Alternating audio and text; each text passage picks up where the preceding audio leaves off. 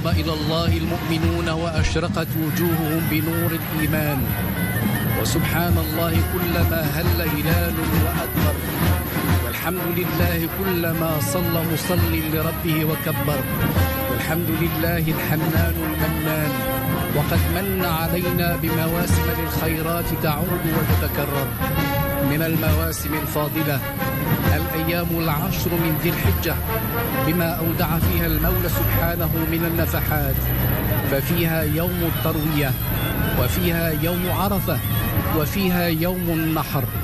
نفحات إلهية وعطاءات ربانية يغتنمها أتباع سيد رسل الشرائع السماوية للفوز بالمغفرة والرضوان ونيل أعلى الجنان.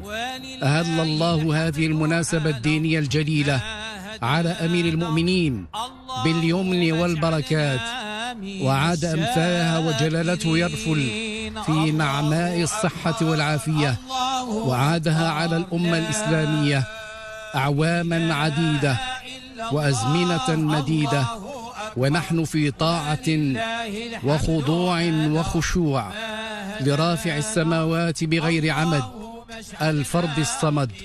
من مقاصد الأعياد في شريعة الله الالتقاء بين المسلمين والاجتماع فيما بينهم، وأبرز ما يتجلى ذلك في صلاة العيد، وهم يذكرون الله ويكبرونه: الله أكبر الله أكبر الله أكبر كبيرا، وسبحان الله بكرة وأصيلا. فيها يستشعر المؤمنون برابطة الأخوة الجامعة. حضرت الصلاة يا عباد الله، حضرت الصلاة يا عباد الله.